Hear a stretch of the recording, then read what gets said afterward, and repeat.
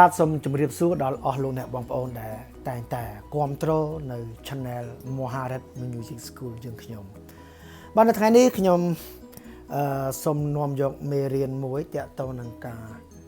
ចាប់បទភ្លេងតាមបច្ចេកទេសមេរៀនតាមបច្ចេកទេសមេរៀនហ្នឹងចង់បញ្យល់លោកអ្នកបងប្អូនឲ្យយល់ថាយើងសង្ខេបឬក៏បង្រួមមេរៀនខ្លីៗងាយស្រួលសម្រាប់លោកអ្នកបងប្អូនដែលអត់ទាន់យល់តាក់ទងនឹងរបៀបនៃការលេងអកដង់ក៏ដូចជាឧបករណ៍ហ្គីតាក៏ដោយឧបករណ៍ផ្សេងអញ្ចឹងខ្ញុំព្យាយាមសង្ខេបមេរៀនងាយស្រួលចំណុច3ចំណុចគេថា3ជំហានក្នុងការណែនាំលោកអ្នកបងប្អូនបង្ហាញលោកអ្នកបងប្អូនក្នុងការចាប់បទចម្រៀងឬក៏របៀបនៃការហាត់បទតាមបទចម្រៀងបទពីដើមក្តីឬក៏បទតាមបទអន្តរជាតិក្តីបាទនៅក្នុងមេរៀនរបស់ផងខ្ញុំដាក់ចំណងជើងថាការចាប់បទភ្លេងតាមបច្ចេកទេសមេរៀនបាទអញ្ចឹងនៅក្នុង3 step បាទ step 1 step 2 step 3លោកអ្នកបងប្អូនយល់ហើយគឺមានន័យថា finding your tune ឬក៏ pitch ការរាវរកសំឡេងស្វែងរកខ្ទង់ទៅតាមសំឡេងនៃ chromatic scale chromatic បាទចំណុចទី2គឺចង់ key signature key signature ហ្នឹងគឺយើងចង់សម្ដៅទៅលើការកំណត់តុងនៅក្នុងបទចម្រៀងតើបទហ្នឹងតុងអីតុងអ្វីហើយវាពាក់ព័ន្ធជាមួយនឹង scale ឬក៏ gam អីបាទរបៀបនៃការរត់ឡើងបាទ melody ឡើង melody ចុះបាទឬក៏ហើយតាក់ទងជាមួយនឹងរត់ melody ហ្នឹងយើងដឹងថាវាស្ថិតនៅក្នុងអាកអីដែលវានៅក្នុង scale ឬក៏ gam ហ្នឹងស្ដាប់បាទចំណុចទី3ចង់និយាយពីណែនាំលោកអ្នកបងប្អូនឲ្យស្គាល់ពីស្ដាប់សំឡេងគ្រាប់បាសតែជាលោកអ្នកបងប្អូនខ្លះបែរជាមិនទាន់ស្ដាប់បានឬក៏មិនទាន់ចេះស្ដាប់របៀបនៃការដំណើរឬក៏គ្រាប់បាសដែលត្រូវដើរឬក៏ផ្លោះរបៀបយ៉ាងម៉េចនោះលោកអ្នកបងប្អូនបែរជាមិនទាន់យល់ទេអញ្ចឹងខ្ញុំណែនាំលោកអ្នកបងប្អូនជាមុនសូមអធិស្ឋានហើយលក្ខណៈក្នុងការស្ដាប់សំឡេងគ្រាប់បាសហ្នឹងលោកអ្នកបងប្អូននឹងគិតថាបាសចំគ្រាប់អីឬក៏បាសចំសំឡេងអីយើងអាចសន្មតថាវាត្រូវនឹងអាកអ្វីដែលត្រូវជាមួយនឹងគ្រាប់សំឡេងបាសហ្នឹងបាទអញ្ចឹង3ចំណុចងាយស្រួលនេះសម្រាប់លោកអ្នកបងប្អូនក្នុងការ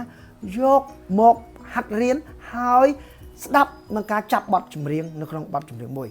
បាទអញ្ចឹងខ្ញុំឧទាហរណ៍នៅក្នុងបទចម្រៀងមួយតាក់ទងនឹងបទចម្រៀងពីដើមបាទមរតកបទចម្រៀងពីដើមលោកតាសិនស៊ីសមុទ្រហើយជាបទចម្រៀងហ្នឹងលោកអ្នកបងប្អូននឹងស្គាល់ហើយតើបទចម្រៀងហ្នឹងបទអ្វី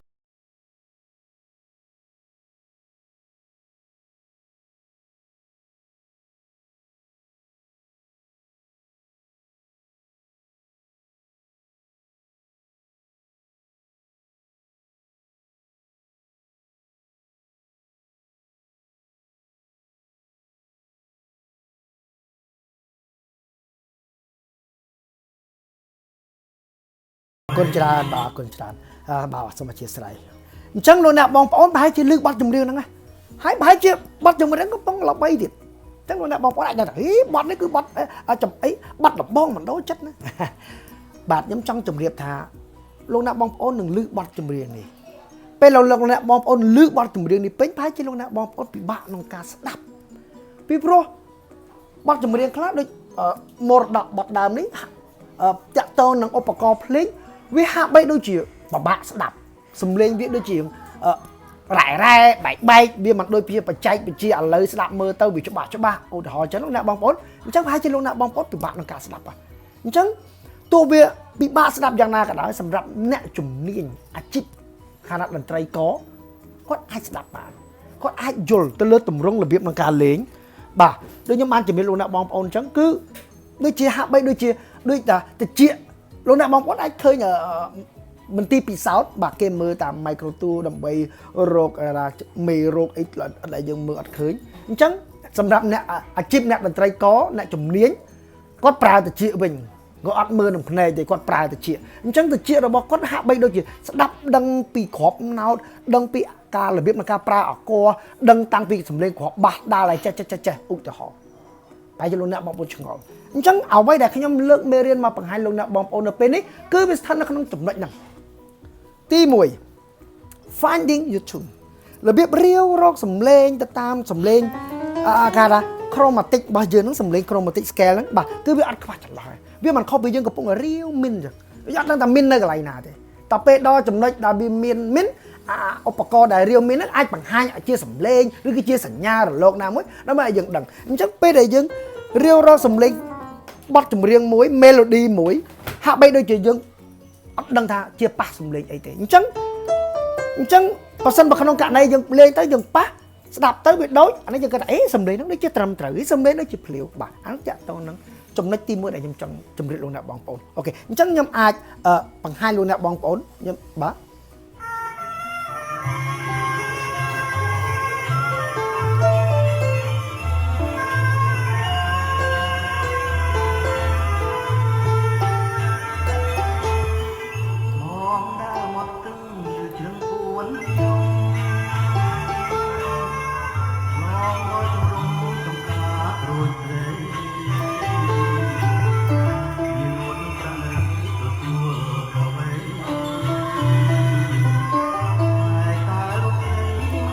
អូខេនេះគឺជារបៀបដែលខ្ញុំចង់បង្ហាញលោកអ្នកបងប្អូនយឺតឲ្យបងលោកអ្នកបានឃើញអញ្ចឹងពេលហ្នឹងយើងដឹងហើយ melody តារ៉ារ៉ារ៉ារេរេរ៉ារ៉ាតារ៉ារ៉ារ៉ារេរ៉ារ៉ារេបាទនេះគឺជារបៀប finding ចុះពេលដល់ចូលចំណុចទី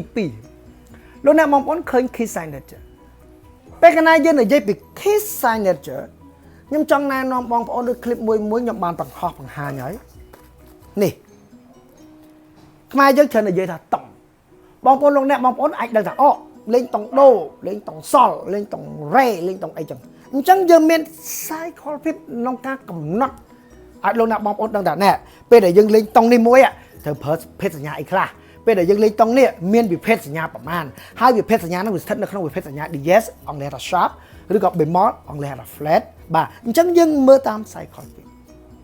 បាទហើយជាលោកអ្នកបងប្អូនខ្លះដឹងរួចមកហើយរបៀបពេលដែលយើងរត់គ្រាប់ទៅណាពេល melody បទខ្លះហាក់បីដូចជាដឹងនៅក្នុងទម្រង់ scale មួយពេលកាលណាយើងយល់ពីរបៀបហៅថា cycle flip លោកអ្នកបងប្អូនអាចឆ្លោះបញ្ចាំងពីទម្រង់មួយគេហៅថា scale នៅក្នុងមេរៀនរបស់ខ្ញុំណា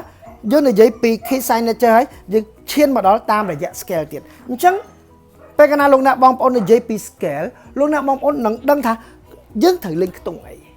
ពីព្រោះ scale គេណែនាំលោកអ្នកបងប្អូនរត់ដៃ8សំឡេងបាទឧទាហរណ៍ឥឡូវ do major re major បាទអញ្ចឹងពេលលោកអ្នកបងប្អូនរត់ហ្នឹងប៉ះខ្ទង់ពេលលោកអ្នកបងប្អូនពេលដែលរត់ប៉ះខ្ទង់ហ្នឹងយើង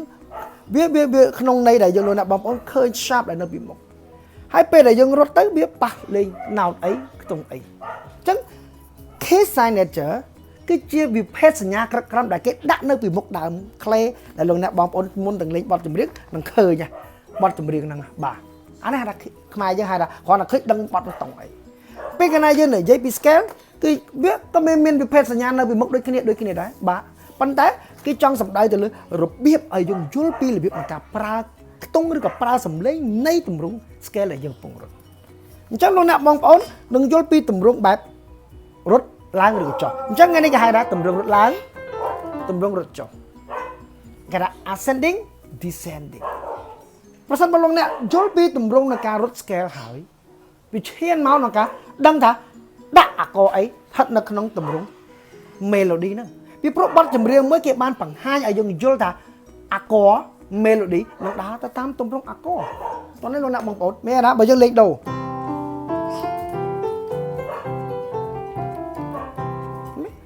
ពេលដែលយើងរត់ដៃហ្នឹងគឺយើងដឹងថាប្រើអាកអីនៅក្នុងហ្នឹងបាត់ហើយអញ្ចឹងអាកដែលគេយកមកប្រើភាគច្រើនគឺអាក primary chord គឺចង់សម្ដៅទៅលើអាកទី1អាកទី4អាកទី5 7អញ្ចឹងវាមាន do major fa major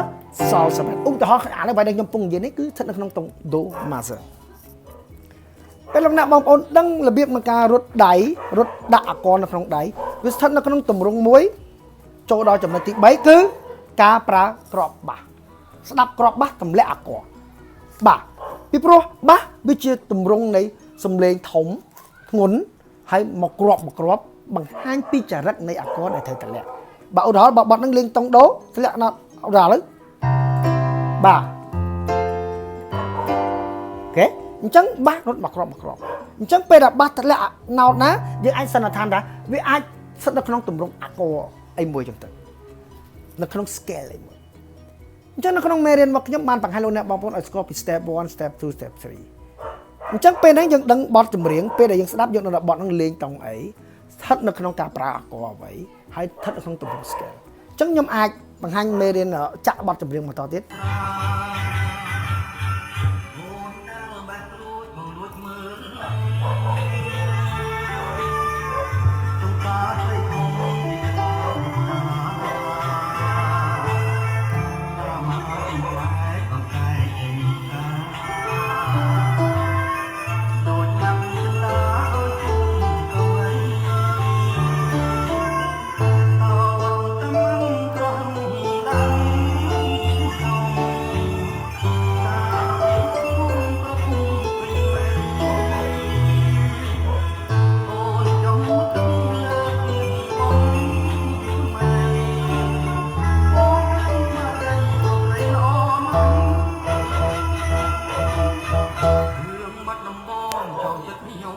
អញ្ចឹងលោកអ្នកបងប្អូនអាចតាមដានទៅលើទម្រង់ melody